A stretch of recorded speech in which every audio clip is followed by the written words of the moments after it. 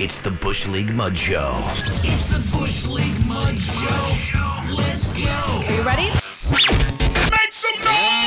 All right, yo, what is going on? It is another edition of the Bush League Mud Show. First one of the new year of 2022. Slade PJ. Be sure to check us out wherever you listen to your favorite podcast. Also, social media at Bush League MS Pod. Happy New Year, PJ. Yeah, Happy New Year to you. Dude, we were both respectively, doing the whole Christmas vacation time off thing, so we didn't get a chance to do a recording, but so we ended up missing out on a couple of weeks of actually doing a show, but we were keeping up, and this is actually going to be a Raw review from last night, January 3rd, 2022. This one in Greenville, South Carolina. This is coming off the weekend of the Day 1 event for Atlanta, being that they weren't going to run, your traditional your Sunday pay-per-view, which would have fell on, so they decided to go ahead and just do this Day 1 on actual New Year's Day on the 1st, and we got some stuff that came out of there. Brock Lesnar, now your new WWE champion, and since Roman Reigns unfortunately got stricken with the COVID, after the week after the company, it had been revealed that they are now no longer testing for COVID, and the internet went ape shit because of the fact that their prize guy, Roman, with the whole leukemia thing in 2020 and sitting out as a precaution. And here we go. This leaks out, and then it turns out Roman does get COVID. So, of course, we wish him a speedy recovery. And as of right now, the week before, and I mean, just other guys too that were like that Christmas show that they were doing. So, I mean, it was a major outbreak they had. So, I guess it was a little justifiable that the internet went nuts about it. But again, was it the fact that it was now more known about main roster people getting it? Because before it was always the NXT. It was the NXT. It was NXT. They were constantly talking about. Yeah, so. But if you look with everything going on right now, I mean, it's just like, who isn't kidding? I mean, that's the thing. Yeah. It's nasty. And as of right now, Roman Reigns is scheduled to appear on this week's SmackDown. Which tells me he must have passed some kind of testing. If they didn't, we're going to talk about it, but you wouldn't have said some things that were said at the end of this show if you knew he's not going to be there. Right. Again. I mean, that's the thing. So it's the last second audible of Roman not being able to defend his title, have the match at Day 1 with Brock Lesnar. We already had an existing fatal four-way for the WWE Championship between Owens and Rollins and Big E and Lashley. Well, what the hell? Why not? We've already advertised that Brock's going to be there. We've already paid for the ticket. He's flown into Atlanta. He's hanging out with the TNT crew of Gretzky and Rick Tocchet. Well, that was after the fact that he had won the championship. But and after AEW's last show went off the air, I found that too kind of. I know they were just hanging out there, and Brock loves hockey and all that, so it wouldn't matter. But if AEW was still on the air, they would have, or on TNT. This was their last TNT show. Yeah. I think the fans would have went ape shit over this. But since they're now moving to TBS, I think they're okay with it. Yeah, they end up having a 5-man match for the belt, and Brock Lesnar comes out victorious, which. Unfortunately, we understand why Brock was in this match, but we had talked about several months back or back last summer when they started the Reigns-Heyman alliance together, or actually the summer of 2020, the end of that summer. So we went over a year between those. But I said, what you could have done was instead of to stretch out the inevitable of Reigns versus Lesnar, you could have had it where Heyman, instead of being split between the two men, keep them separated by having one guy be champ on SmackDown, one guy. So Heyman's got a champ, the world champ on both shows, and you could play that. But this is what I wonder if they would have went that, because the breakup went pretty quick. The firing went quick.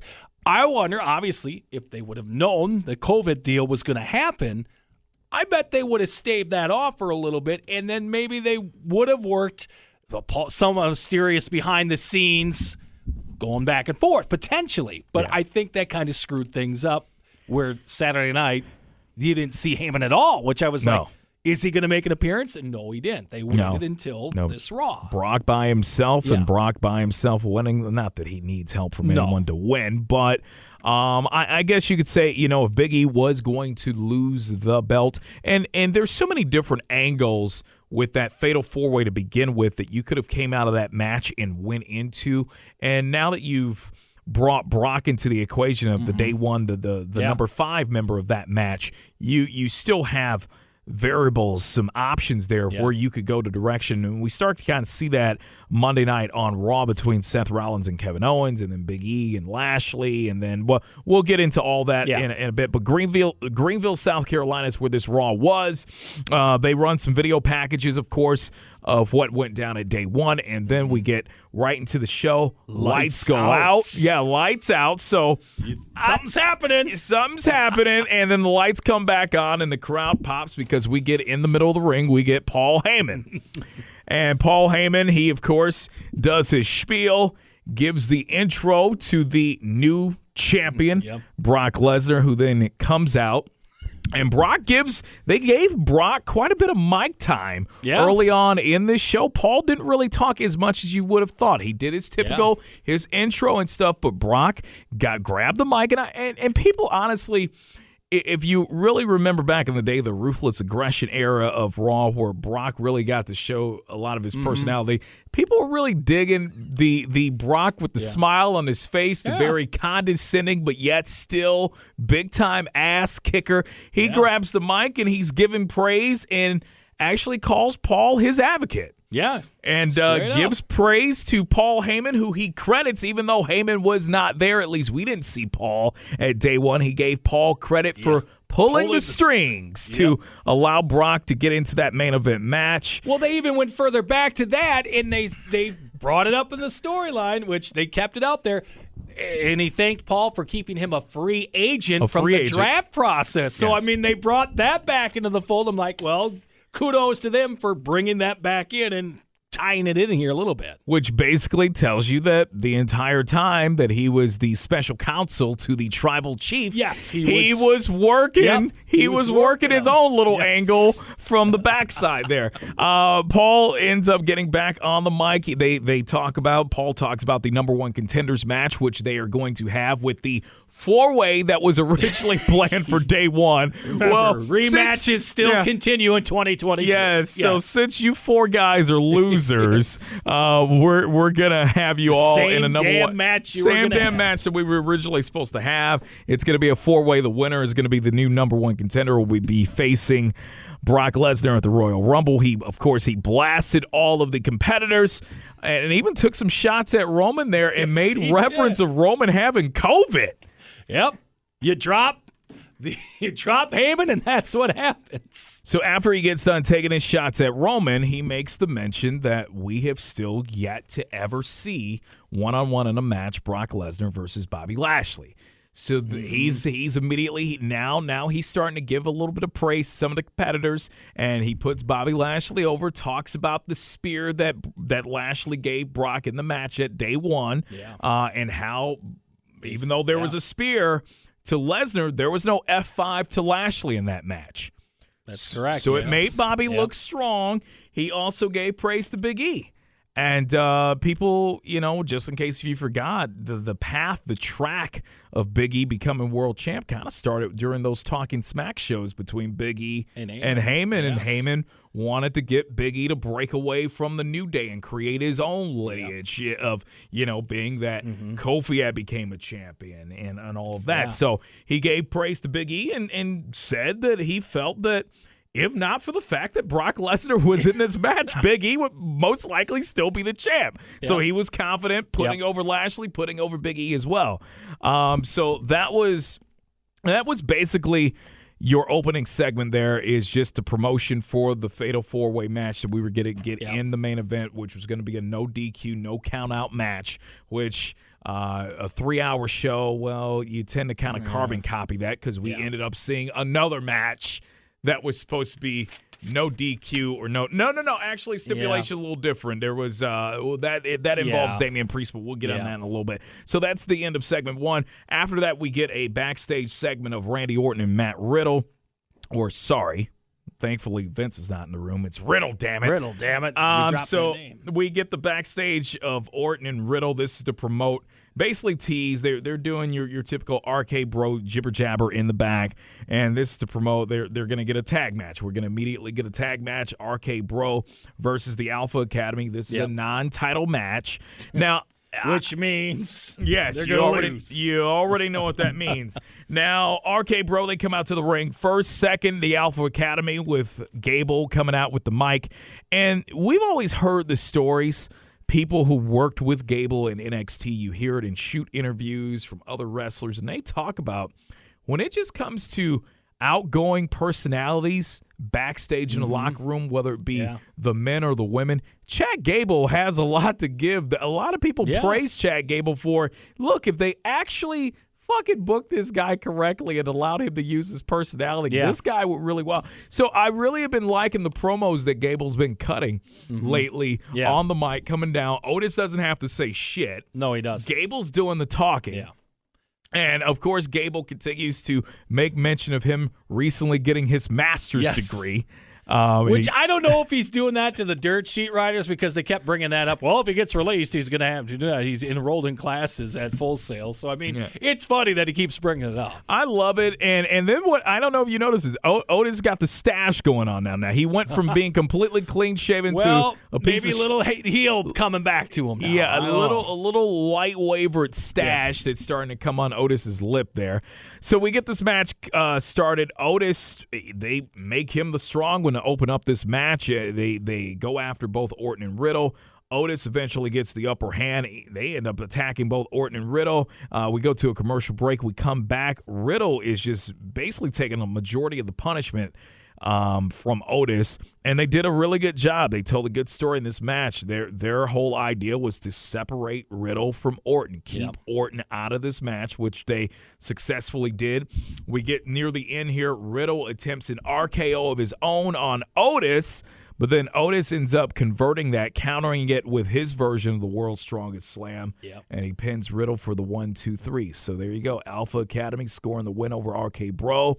And that can only mean one thing. We're going to see a tag team title match between these two teams at the Rumble. Yep. And will this start the discontent of RK Bro, or will they continue on?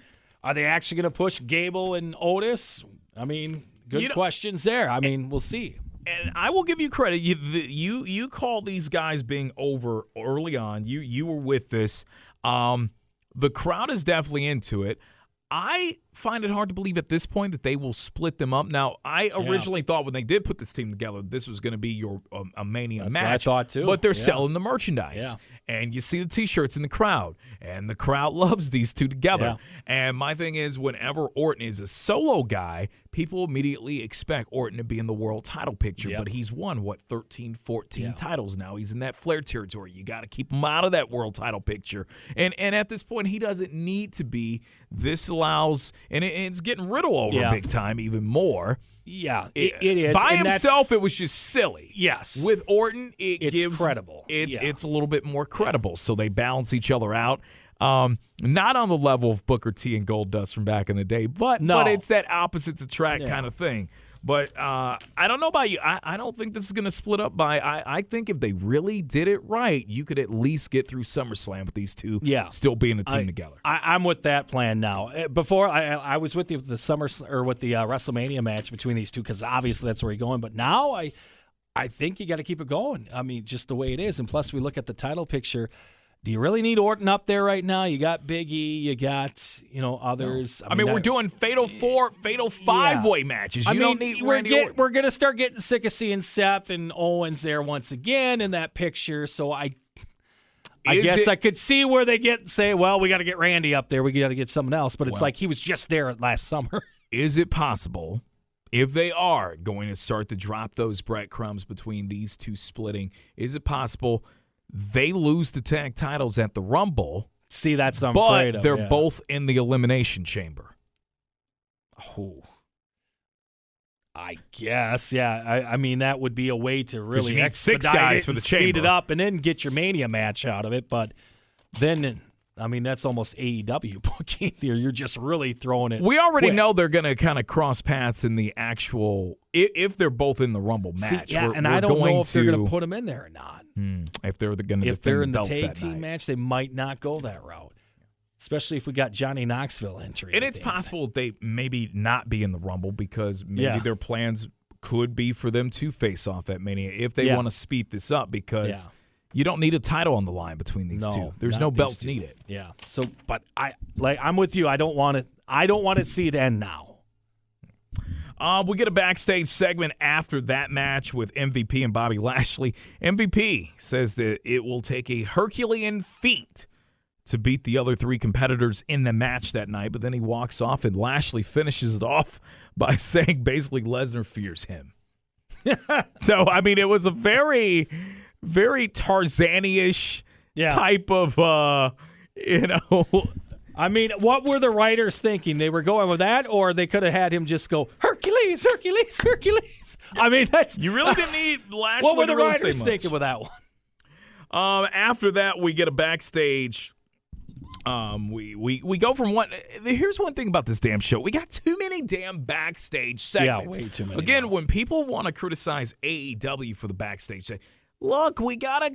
Where are they getting it from? Where are they getting the ideas from? I'm not saying necessarily AEW's, but it's just like they have nowhere near the backstage segments as this damn show. Granted, it's 3 hours, but I'm like, fuck. We literally went from a backstage segment of MVP and Lashley doing an interview straight into a backstage segment, a tease going into the break between Kevin Patrick and Omos, which Omos has his arms around Patrick, and Patrick looks like a damn hostage victim. Yeah. But we go to the break. After we come back from the break, we get Kevin Patrick, who begins to start to ask Omos some questions in terms of his AJ Styles. They end up showing, some of the video package, the breakup between those two.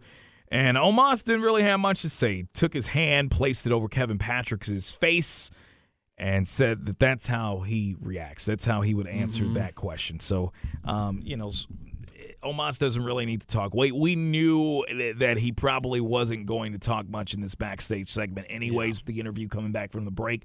Afterwards, we get a match that I could have completely did without. We get a mixed tag team match. This is the issue that I had with this match.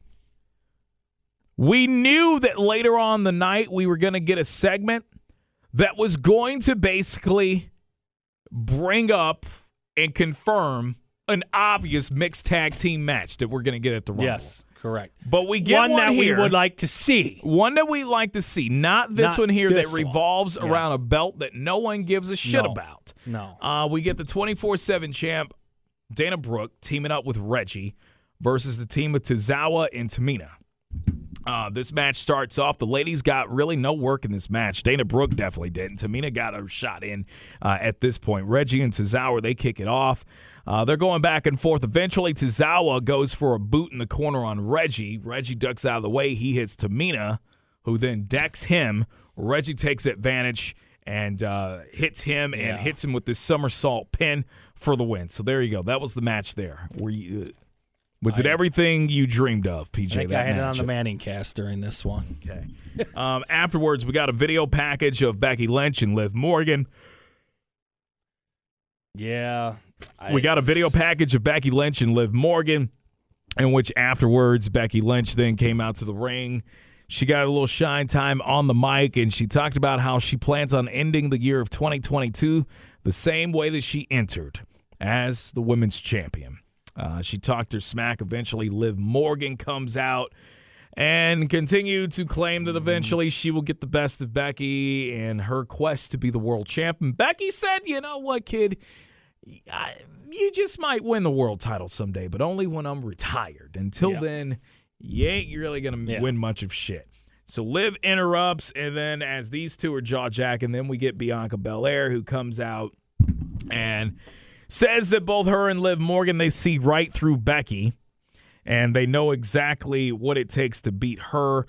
Becky eventually turns tables and says that Liv and Bianca, that they need to figure it out amongst those two, and in terms of who's going to face her for the title, and then come back and let her know as she's waiting for the answer. Bianca and Liv decide to both attack Becky, and then they take Becky out.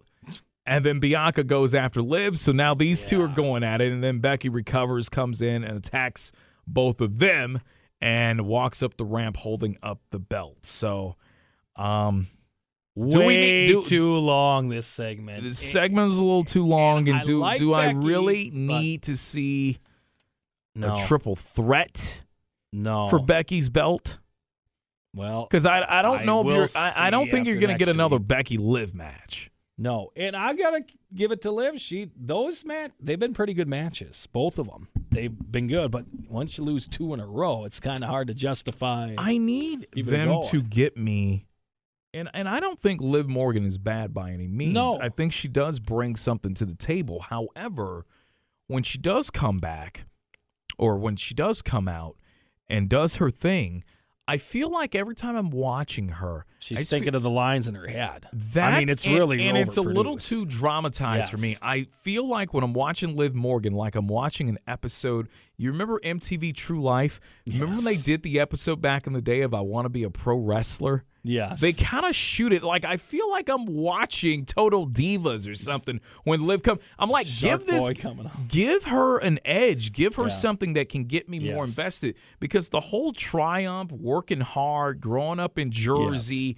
making mama proud, that shit. Look, I'm all for She's those not kind Mick of Foley. No. I think that's what they're trying to think. Oh, Mick, it worked for Mick. And it's like, no, I need Liv to gain an edge, even though she's a babyface. I need her to have a little bit of an edge. She's coming across a little too soft to me, and I need her to have a little bit of an edge. Like, and she's always had an edge when they brought her up, right? When they brought her up, absolutely. Yeah. She like the whole Harley Quinn type of sadistic type of, and I'm like, where is that? We kind of got rid of that as soon as we had the lesbian angle with her and Lana, if you recall. That didn't last long. Yeah.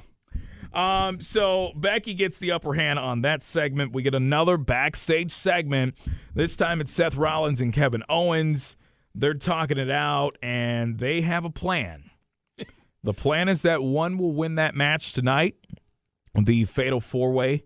So the one person that will win will be responsible for helping the other win the Rumble, and then they can both meet each other at Mania for the belt.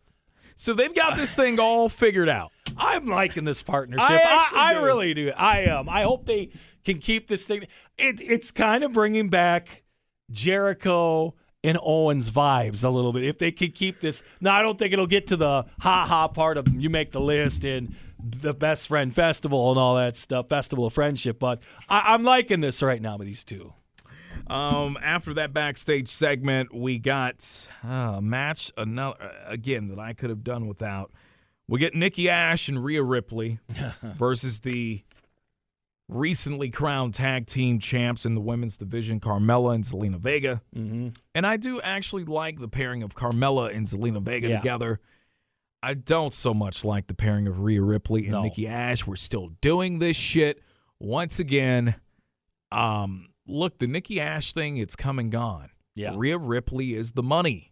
Yeah, and that's why those two. When you have these, and we had Rhea on house shows working title matches with the top female stars in the company, which tells me, okay, she's probably. Well, did she win the Rumble last year for the women? I was trying to remember that, but I mean, she's got to be in that. Is she going to be? Well, third Bianca time? Won it last year. That's right. Bianca won it last year. Rhea was in the final two. Rhea's got to be winning that thing this year, or. I mean, third year in a row being in a title match at Mania, she's got to be there because if you look right now, I think they're really stretching to get Becky an opponent for Rumble, and I hope it's not Bianca again. I mean, if they're throwing now, I mean, we're going to talk about coming up, too, with another backstage segment of someone gets thrown into this thing, but they're running out of female contenders, and it's time to split this thing up, and let's get to the money match at Mania.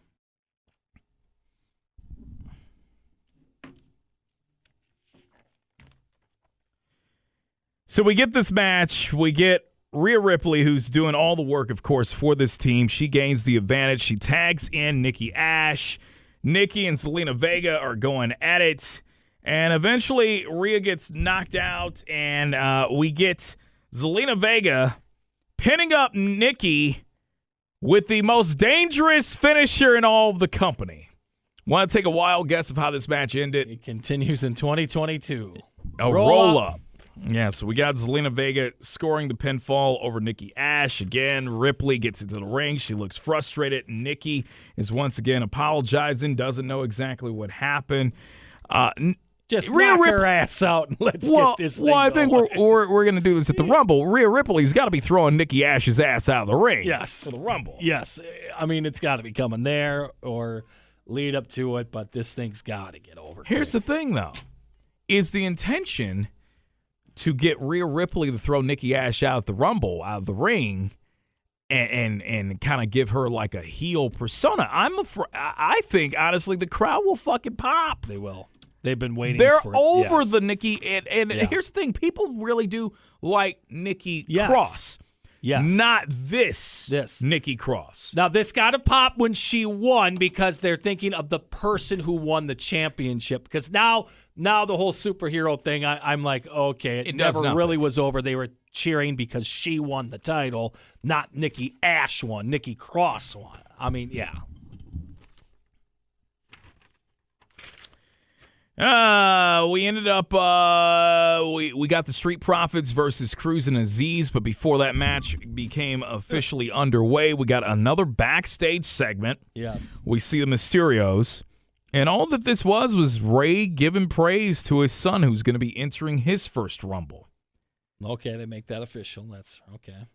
Pops didn't really make money. It was more about Dominic, and I think this is going to be. This is really we start to see this a little bit over time. That the Mysterios are eventually gonna Dominic's gonna probably not necessarily turn heel on Dad, but to leave the nest and say, "Dad, I need to fly. I need to learn this on my own." I think Dominic ain't gonna throw his ass out of the room. Maybe Dad tries to get one of those piggyback rides and Dominic takes him over the top rope. That would be you'd love badass. That would be probably my favorite moment of the Rumble. Over the top rope for so damn sick of seeing the piggyback rides. So sick of that. All right, so we get our match of the Street Profits versus Cruz and Azeez, and you may mention about how we're inching more and more towards coming to America shit with Cruz. I had to comment. I had to say, dude, when did they start doing the lion thing and the mansion thing on Apollo Crews' entrance? I don't remember it. And all of a sudden, I'm like, this is because we always got chocolate to come up. Because we always have to, when we don't need to, pizzazz cool fucking entrances up. Yes. You want to know who had one of the baddest? And I still think once you get that sound effect out of the way, who still has one of the most badass entrances? Drew McIntyre. It was just fine. Yeah. And then we had to put the fucking Zorro sword shit in there. Yeah. We always just have to fuck with shit. You see, they've already changed. They've changed Liv Morgan's music. Yes, they did. They've changed Damian Priest's music. Yep. We changed Keith Lee's music how many times when he got to it's just like we just fuck with shit when we don't need to fuck with it. Exactly. We get this match, and they did their job of making Azeez look strong. He was the dominant guy in this match. Eventually, Ford and Azeez, they both tag out. Hawkins and Cruz, they come in. Cruz was used more as the bump guy between the two, between he and Azeez. Eventually, Dawkins distracts Azeez, or he hits Azeez, knocks him to the outside to neutralize the match, and they take advantage of Apollo Crews. Ford coming off with his patented high, very, very high frog splash for the 1-2-3 win. This Street was Profits a over quick Cruz. damn match. It was if a very I remember quick that match. right too, and I'm like, oh, this ain't good for Apollo and Azeez because I think it only went like 4 minutes. What happens when you get all these damn backstage segments? Yes. Which, guess what? Guess what we got after this match? We got a video package of Damian Priest and Dolph Ziggler and Robert Roode, and then we get a damn backstage segment of Damian Priest, who talks about his match that's coming up where he can lose by DQ or countout. So, yes, Damian. So they keep Dolph telling has Harvey Whippleman as his representative getting this one. Yeah, so we keep telling the story about Priest, who will just snap at any moment. Yeah. Nice guy, but still a guy you don't want to cross. And Roode and Ziggler have been pushing his buttons over the last several weeks. So we get this match where, again, Priest, he can lose by DQ or countout. We start this match, Priest and Ziggler, they're going at it. And eventually this match gets to the outside. Priest attempts a roundhouse kick to Ziggler, but he misses. Ziggler's able to hit him with one of those patented DDTs on the floor outside. We get back inside the ring, and Priest is attempting to go to the top in the corner, and Ziggler's able to catch him, and he attempts to hit a suplex out of the corner turnbuckle, but then he's pushed off. Priest is still very resilient in getting his shit off there, off the top in the corner, and then that's when Bobby Roode interrupts, pushes Priest off the corner turnbuckle, and that's when Priest, he snapped.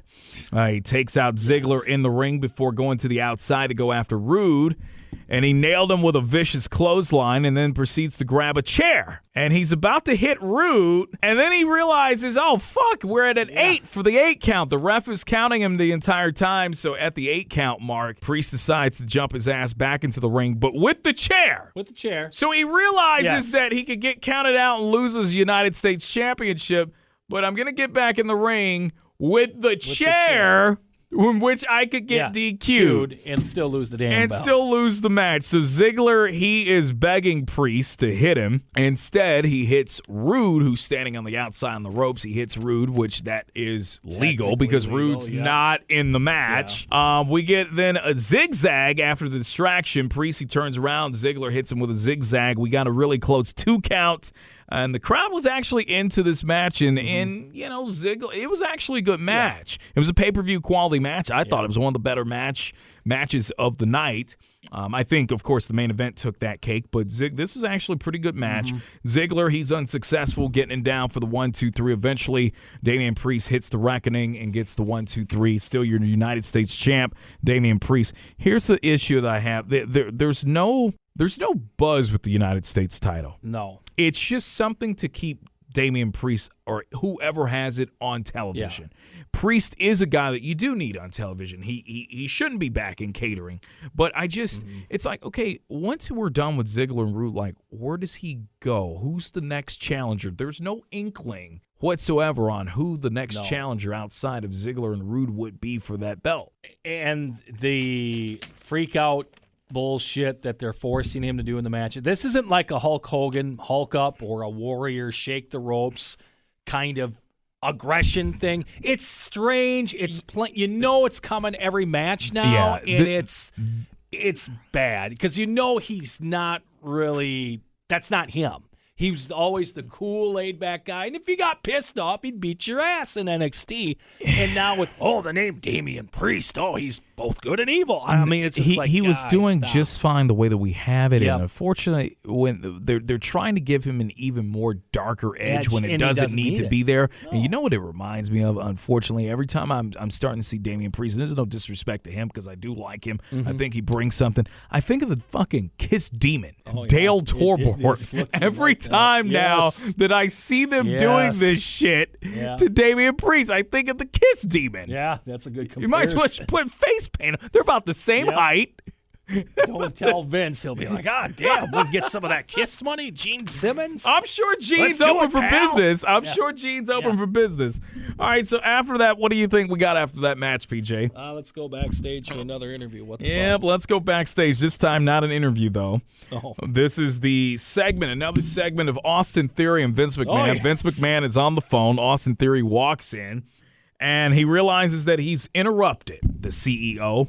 Vince puts the phone down. Theory apologizes, and Vince says, what are you doing? I've never apologized for anything. And then he tries to say that he didn't mean to interrupt. And Vince says, well, no. See, when people say that they didn't mean to interrupt, well, yeah, of course they did, or else they wouldn't have done it. So anyways, we're going back and forth, banter between these two. And really the meat and potatoes of this is Theory wants Balor again. And Vince says, why would I give you Balor again? Why? You already lost. So, and then Theory says that this is where, his learnings from Vince of expect the unexpected. He wants to catch Balor off by surprise. Vince has an even better idea. He basically places Theory into the Royal Rumble. So the way that they built this, my thing is, since he's hanging out with Vince over the last about the last month, my thing is Vince is either going to give him 1 or give him 30 for the Rumble. Yeah. If you give him 1, he can't be hanging out with Vince for the last 4 weeks and have a quick early exit. No. He's going to do something in the Rumble. You have to impression. You have to make him very impressionable during the Rumble. So that remains to be seen. The way they kind of build, I was kind of like wondering, like, okay, big fucking deal. He's in the Rumble. Everyone expected him to be in the Rumble anyways, but Vince made it official. My thing is, he's either coming in super early or he's going to get the ability of having Vince on his side. He'll be able to take advantage of getting in late. So I don't know. Your thought on the segment? Your thought on the whole theory? Just my thought on the whole thing? segment. Now it's kind of. We've got to enjoy these Vince segments while we have them. We've lost some giants in the TV world with John Madden and Betty White in the last couple of weeks.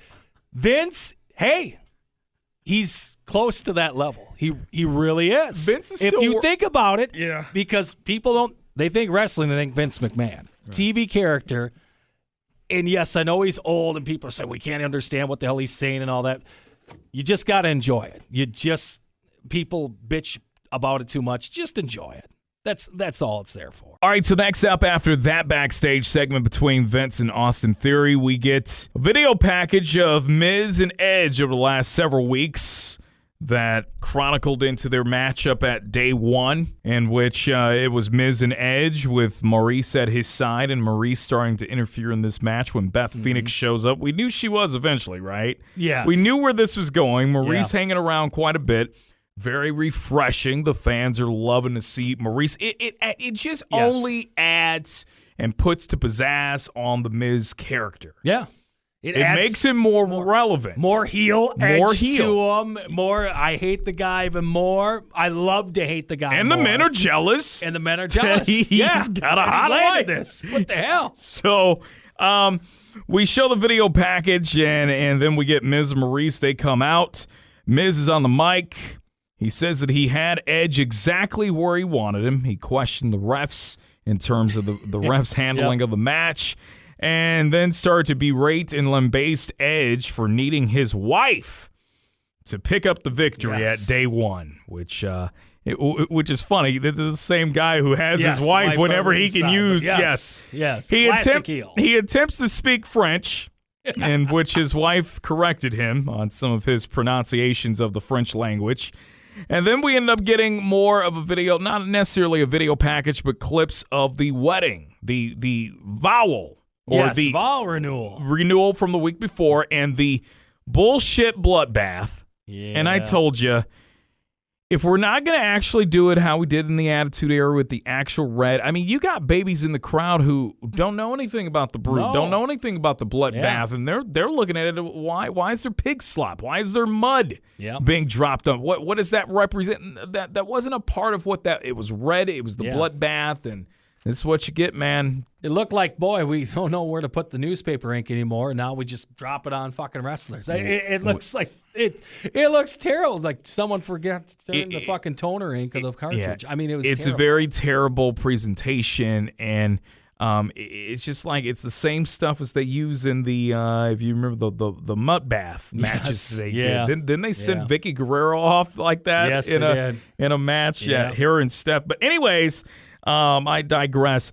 We get Maurice. She gets on the microphone. She starts to speak, and she starts to get at Edge a little bit. But then she starts to take more of the shots towards Beth Phoenix, and that's when we hear the music of the Glamazon. Beth Phoenix comes out, and she's followed by her hubby Edge. They both make their way to the ring. And what this all Miz also goes on to talk about how what he wanted was he lost respect for Edge when all he was trying to do was finally get the respect from Edge. And there's the clip from 11 years ago that they had a segment in the ring, and Edge didn't think Miz was quite there yet. This was been around the time that Miz, his first go around as champ. But anyways, they both get into the ring. And Edge, they both speak, both Edge and Beth, and we knew this was what was coming. Yeah. A mixed match, mixed tag match at the Rumble between Beth Phoenix and her husband Edge versus Miz and Maurice. Miz, he gladly accepts. Beth Phoenix pretends like she's going to swing at Maurice, and Maurice drops down to the mat. So that's where we ended there. So this is where we knew this was going.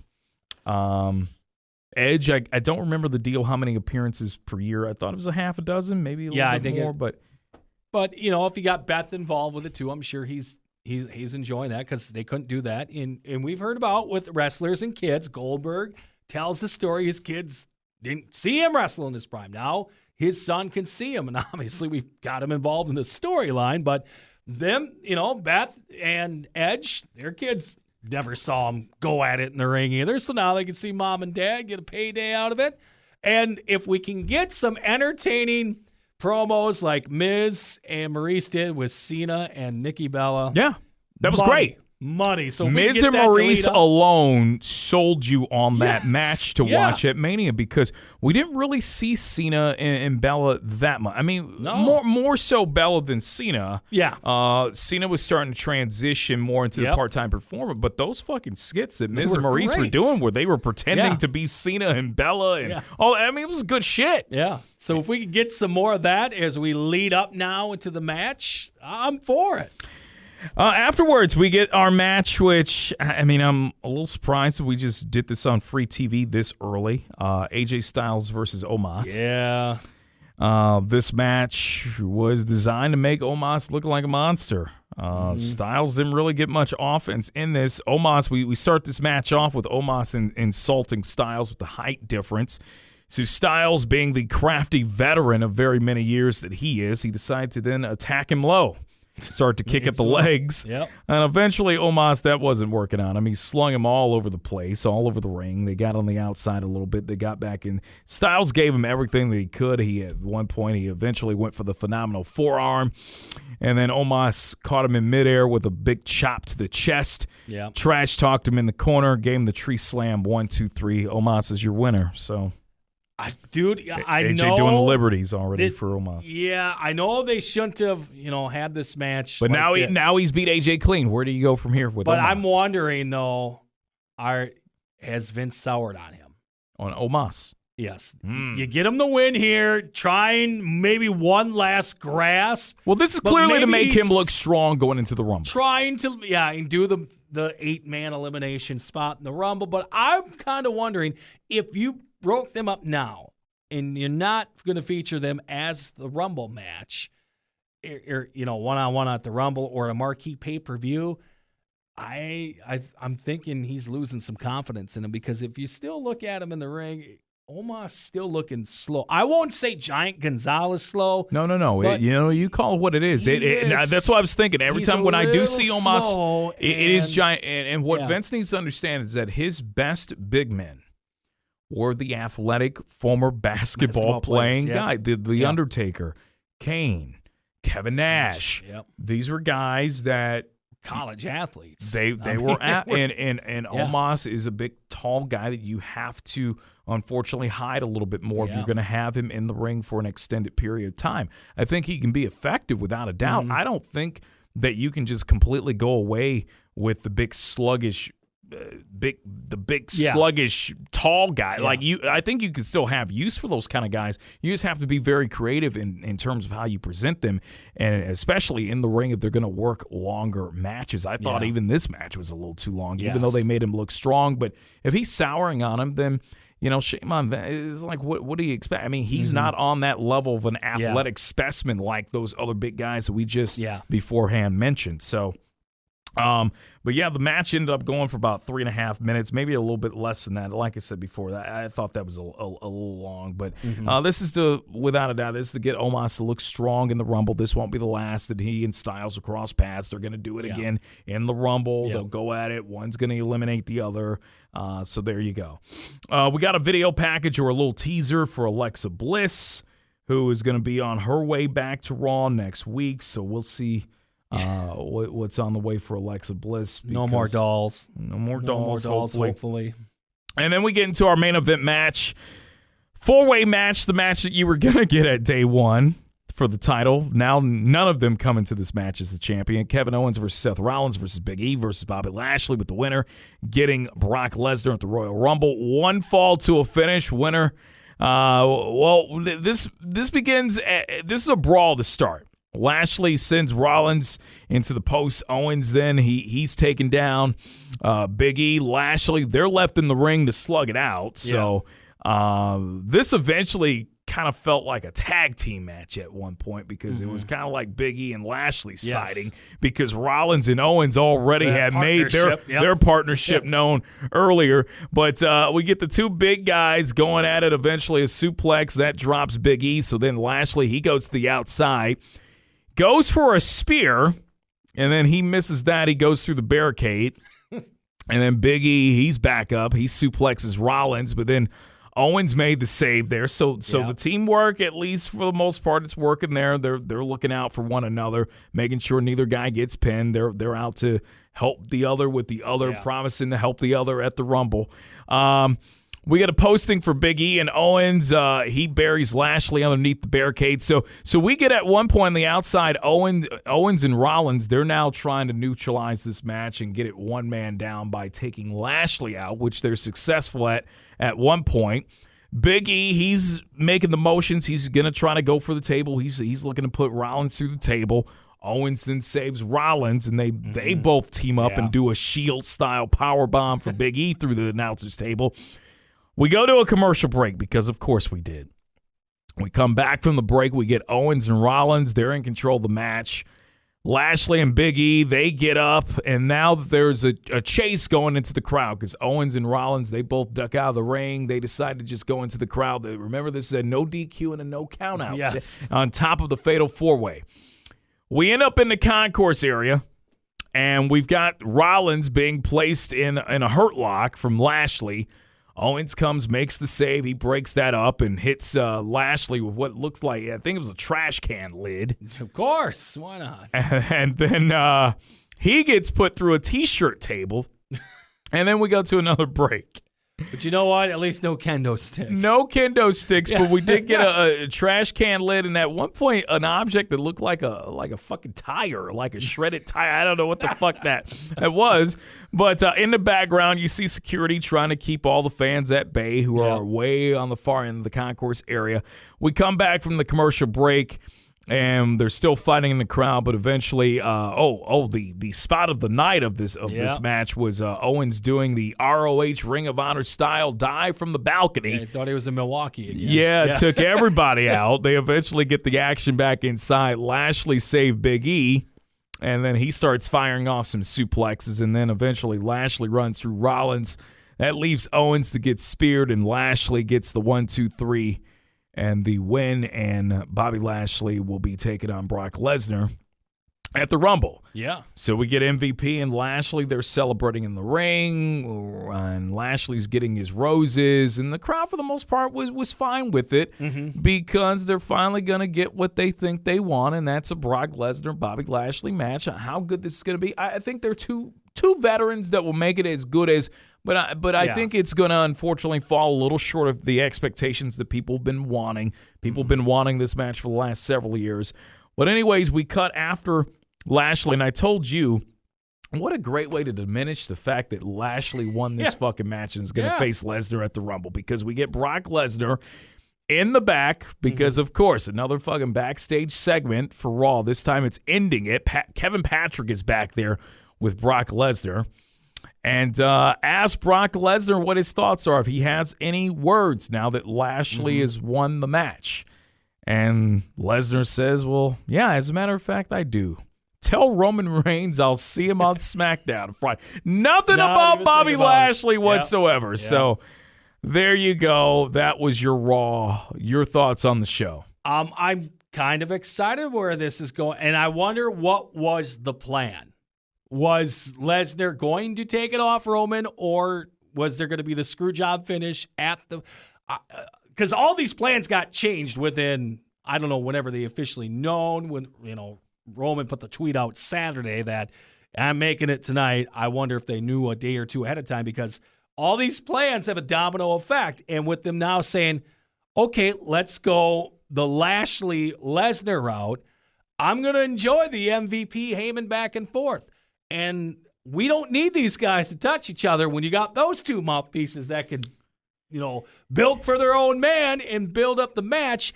And I want to know, how real are they going to make this? Are they going to make it, hey, Bobby, you're pretty good at Bellator. You're Ultimate Fighter. Brock was a UFC guy. Are we going to get real into that, or are we going to leave it at sports entertainment. I hope we get it into the, we talk about how, no, Bobby's a real badass too. Right. He could beat the shit out of some guys. We know you can too, Brock. How are we going to do this? Very curious how we come out of this match as well, because they've also been kind of shining a light on the fact that we could be getting, and I don't know why we would do this, but we could be getting an MVP Bobby Lashley split at some point soon. Yeah, because I've noticed too. Yeah, they've had Bobby doing kind of the Brock thing where he's getting a little more words in too, while he's cutting the promo too. But yeah, we don't need that now. Not with this. You've got gold. Well, that's right what got here. Bobby into the world title picture. That's what got him to the show.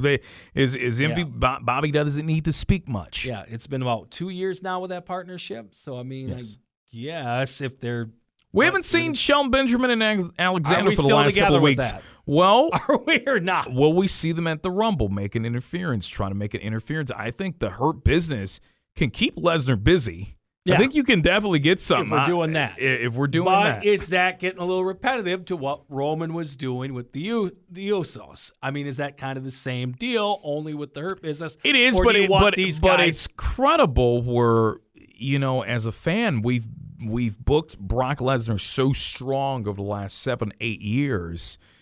No, they were fucking that up in the beginning, because remember we had him lose matches to Triple H and Cena when he came back. Yeah, but then they realized no, he's a badass, and we started at SummerSlam with the whole Cena thing. He's been rolling ever since. Yeah, and so the way that they've defeated him.